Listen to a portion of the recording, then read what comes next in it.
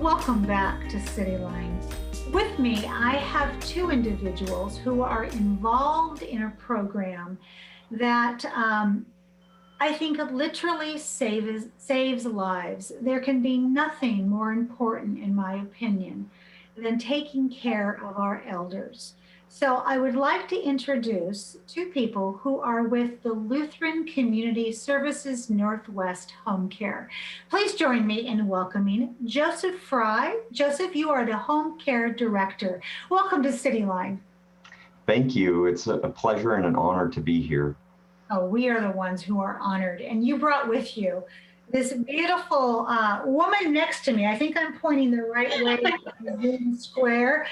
Lindsey Morey, you are the Home Care Supervisor. Welcome, Lindsey. Thank you. So let's get started here. So Joseph, I understand that Lutheran Community Services Northwest offers, as I said, home care services. So what exactly is this? Yes, well, Lutheran Community Services is a community-based non-for-profit organization, and we have been offering home care services, serving communities here in Washington for a little over 30 years now. And as a state licensed agency, we're striving to deliver care for people so that they can remain in their homes with dignity and with health and with happiness and joy. A lot of people will say, caring with dignity so that people can remain in their homes. And I love that. And that is certainly something that we do. But I like to term it as we are allowing people to live in their homes with joy. Because if your life is not filled with joy and happiness in some capacity, what else is there? So that's a big part of our mission, and we're trying to help those that we serve in this area have some of that joy and still be able to remain in their homes. Oh, so beautifully said. So beautifully said. So Joseph, tell me what being a caregiver means to you. Well, that's a very personal question for me, myself. I have personal experience in my direct family with caregivers coming into our home to make a difference in our lives. So my father was impacted a number of years ago with an incident that left him severely brain injured. And my brother and my mother and myself were caring for him to the point of exhaustion, really. And we got to the point where we said, we need some professional help. And we reached out and we found a wonderful caregiver who was able to provide respite for myself and my mother and provide some very needed skilled care for my father. And so we watched our lives and our energy turn around at the hands of this caregiver, this wonderful person giving of themselves to make a difference in our life and my father's life. And I knew that this was something I wanted to be involved in when I saw my mother's spark and laughter and happiness return just by inviting this person into our home to help us in a time of need. So caregiving is very personal for me, and I love to talk about it, and I love to see the difference it makes in people's lives. Not only is it personal for you, just watching the look in your eye, this is a ministry for you. I can see that it's a living faith that you have.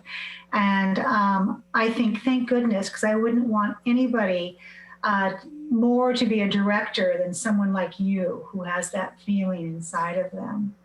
Okay. Lindsey, what motivates someone to go into caregiving as a career?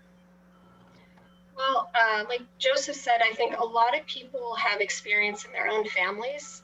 And so many of our caregivers, they did care for their own loved ones, and that motivated them, that made them want to kind of continue on and help others and help other families. And that's really a lot of our caregivers, even though they're passionate about customer service, they just wanted to be able to provide it in kind of a less traditional manner and, help people just stay healthy and happy and in their house. So that's what we find. That. So I want to think about when you hire a caregiver, Lindsey, what do you look for and what makes for a good caregiver? Sure. So I think a lot of the people we see are really passionate and they really want to go above and beyond and, make sure that people really are living the remainder of their lives as peacefully and as safely as possible. And so we get a lot of really caring, very loyal individuals.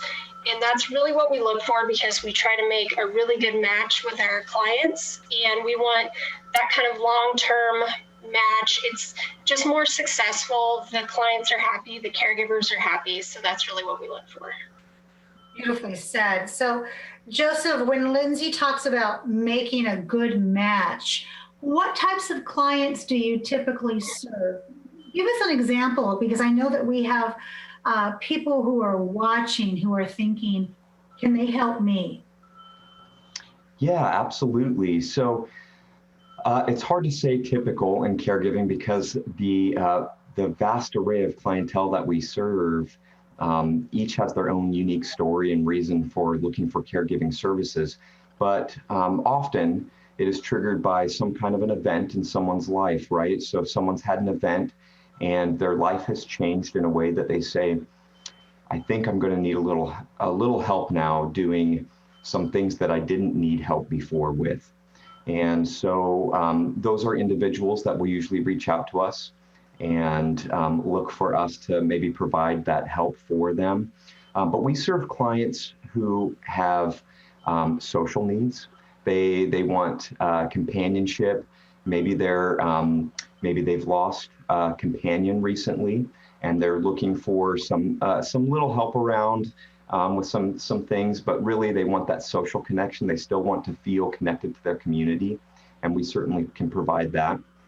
And then there are individuals who are actually much younger, who are struggling with something. Maybe it was a condition or something that happened very early in life. And so we can serve those clients as well.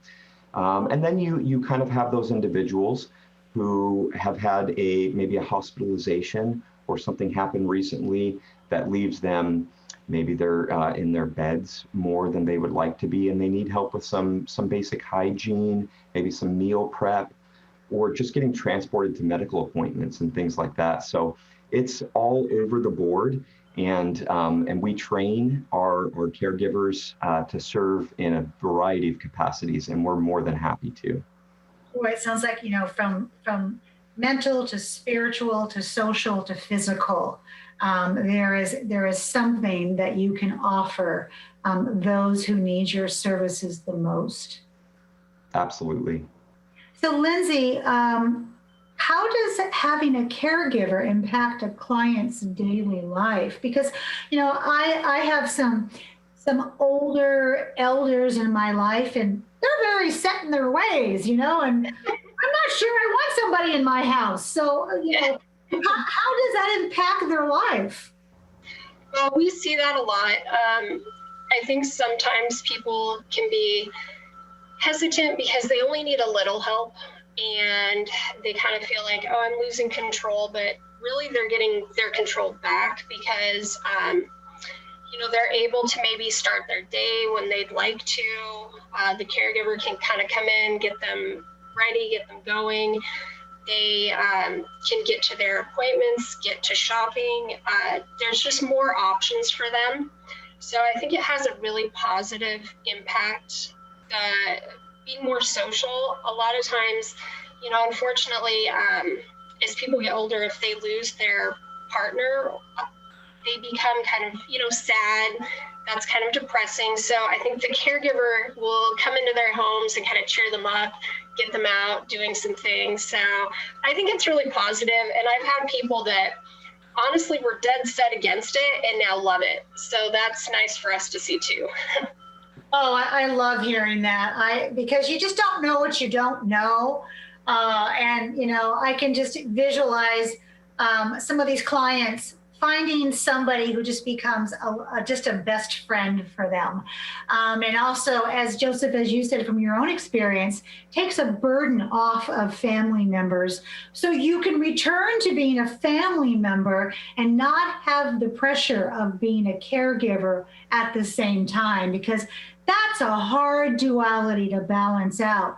So Joseph, so based upon that, here we are now. We are starting to face our third wave of COVID-19. How have you addressed COVID-19 in providing services for your clients? That's a great question, Amanda. I think when we look at everything that's happening and everything that's going on right now, that's at the forefront of a lot of people's minds.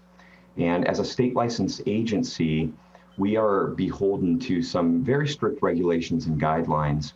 And right from the very beginning, we took this pandemic very seriously. And so we built upon our existing infectious and communicable disease policies, and we expanded it directly to address COVID-19 and put into place some very specific safety measures. And all those measures were based off of the CDC guidelines, federal and local government recommendations. And so what we do is essentially, before our caregivers ever set foot in a client's home, they go through an attestation questionnaire every shift. And they will have to answer certain questions. And if they answer those questions in such a way that says that they are safe to perform services, we log that in our system. And then they reach out to the client before they enter their home, and they go through a similar questionnaire with our clients, because we want to obviously protect everybody involved in caregiving, the client's family, and the caregiver themselves. And so, assuming that everything checks out, they log our clients' responses into the system as well, and then they can go in and start to perform services. And they will perform those services wearing a mask. They will perform those services with extra personal protective equipment, PPE. There's a lot of sterilization of surfaces and things that go on while providing those services. Where possible, they will try to maintain some social distancing while they're performing services. And we just want to make sure that our clients know that we take their health and their family's health very seriously. And so these policies, these COVID-19 policies, they are looked at not only a home care level, but an agency level as well. And so we're always looking, how can we provide the services that we need to provide in the safest way possible? So they're constantly being looked at, addressed, revised, and we take them very seriously. So speaking of that, my last question here is, how can individuals reach you and your agency to find out more about being either a caregiver or referring somebody who needs your services, such as a client? Well, the easiest way is through our website, and that is lcsnw.org. So Lutheran Community Services Northwest. And there they can find all of the programs, not just home care, but all the programs that we offer in the communities that we offer them. They can also reach out by phone, so they can contact us at 253-272-8433. And they can also email us at homecare@lcsnw.org. Perfect. I want to thank you both so much for what you do for our elders, for our mothers, our fathers, our grandparents, our aunts and uncles. Our community would not be what it is without them. They are our history, and I believe it's our honor and our privilege to take care of them as they grow older. So thank you for making it so seamless and so easy to do that. And want to have you back on very soon to talk about other services you have as well. So thank you both very much. Thank you. Yes, thank you. Again, it was a pleasure to be here and share a little bit about what we do here in Pierce County. Oh, pleasure's all ours. We have much more to come on Cityline. We're going to take a quick break and we'll be right back. Don't go away.